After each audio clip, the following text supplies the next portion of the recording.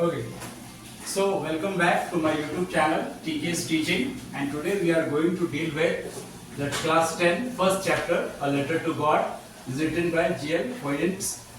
So before we start, we would like to discuss few key points that is quite important to arrange the story in a consequential manner. तो भाई हम लोग बात करते हैं की पॉइंट्स के बारे में।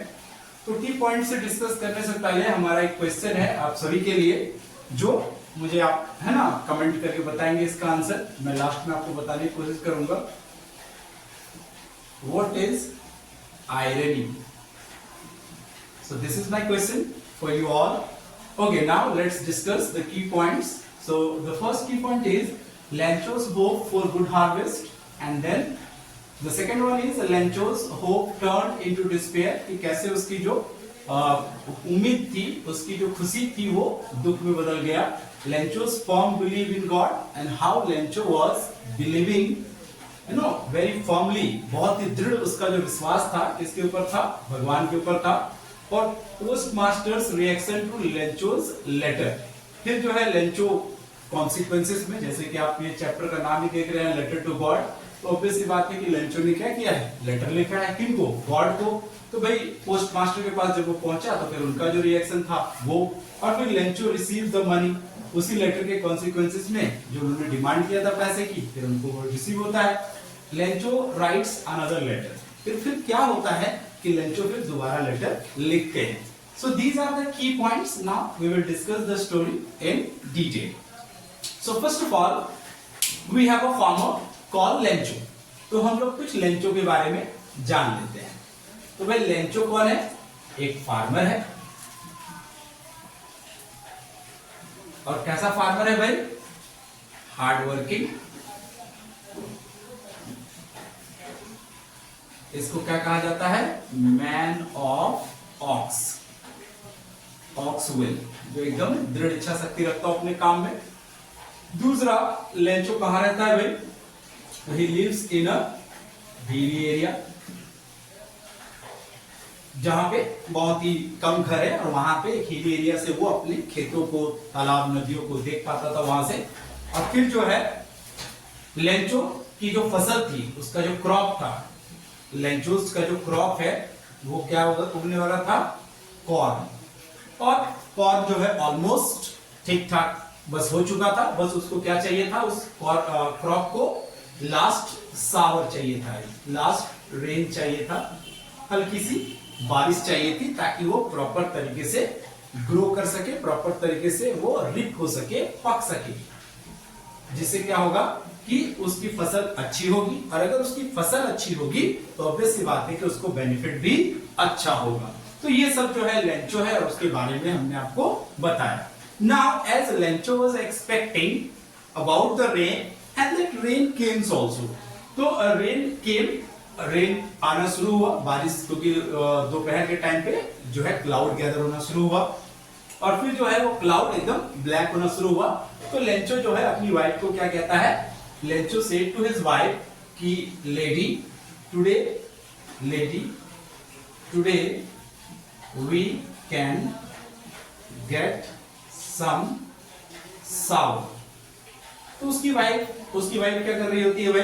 That lady was preparing supper, वो रात का खाना बना रही होती है।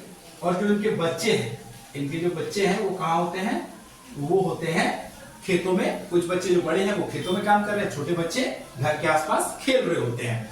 अब जो है उसकी वाइफ कहती है कि एज गॉड्स विल, जैसा कि भगवान की जो इच्छा हो वैसा ही होगा। और फिर जो है वो अपना खाना बनाने में व्यस्त हो जाती है। थोड़ी देर बाद जो है बारिश की बूंदें आना शुरू हो जाता है। एवरीबॉडी बिकम्स सो हैप्पी कि भाई है ना, finally the rain is there. तो अब जो है लोग जब खुश हो जाते हैं तो लोग है ना अपने शर्ट वर्ट उतार के बाहर रेन को एंजॉय करने चले जाते हैं। फिर जब लेंचो रेन की बूंदों को देखता है, इसको देखता है बाबू?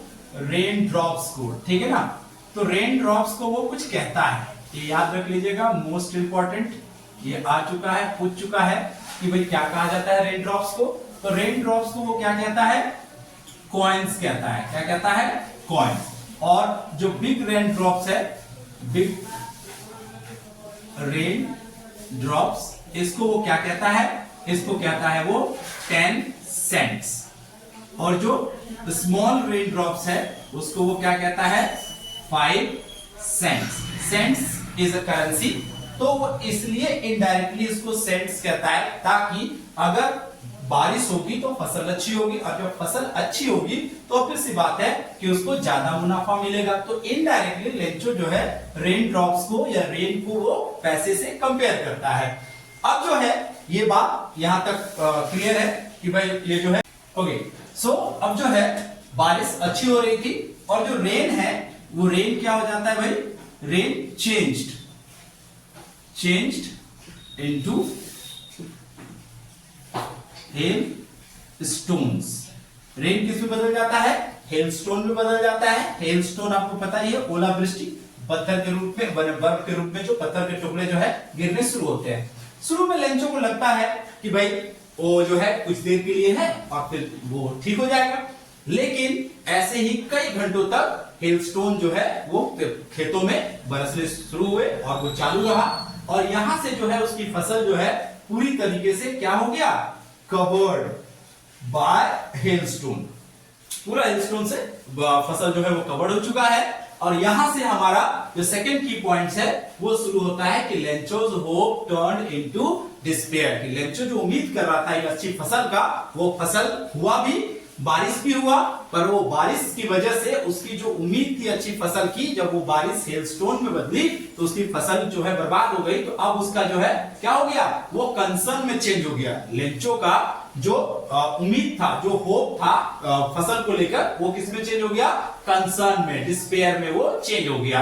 अब जो है लेंचो की फसल बर्बाद हो चुकी है, और इसको वो क्या कहता है, कवर्ड, जो उसका हेलस्टोन में खत्म हो जाता है, तो उसको वो कहता है कि भाई जो एक इंसेक्ट होता है जिससे वो कंपेयर करता है, कहता है कि अगर वो होता, वो इंसेक्ट का भी अगर यदि अटैक होता,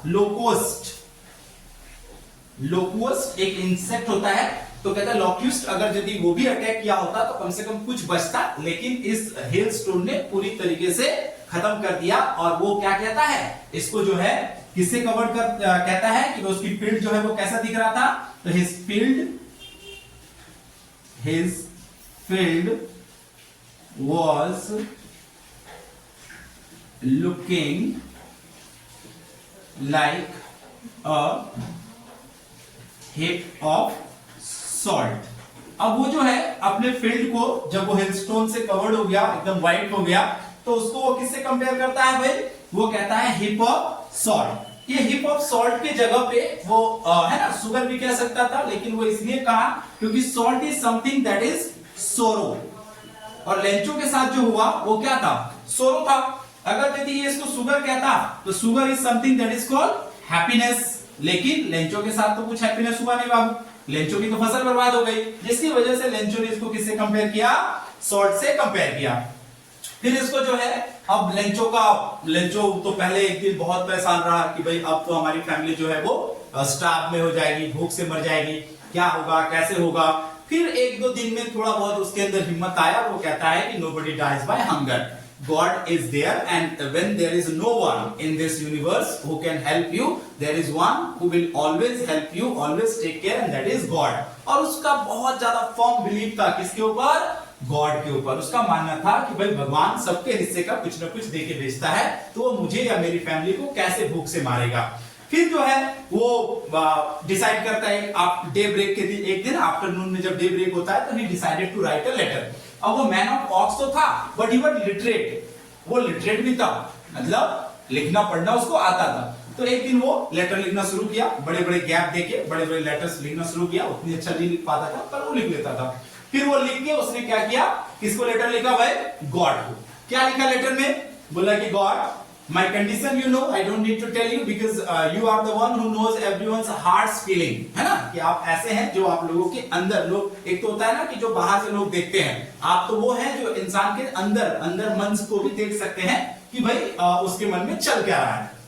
तो कह रहे आपको तो पता ही है मेरी कंडीशन क्या है, मेरी फसल बर्बाद हो चुकी है, तो मैं चाहता हूं कि आप मुझे मदद करें। और ये मदद के रूप में कितना मांगते हैं भगवान से, तो ये मांगते हैं भगवान से, भगवान को लेटर लिखते हैं और गॉड से मांगते हैं कि भाई हमको कितना दो, 100 पैसोज से गॉड से डिमांड करते हैं। और फिर जो है एक दिन ये जाते हैं सिटी पोस्ट ऑफिस, और सिटी पोस्ट ऑफिस में जाके ये क्या कर देते हैं, वहां पे जाके अपना ये लेटर को पोस्ट कर देते हैं।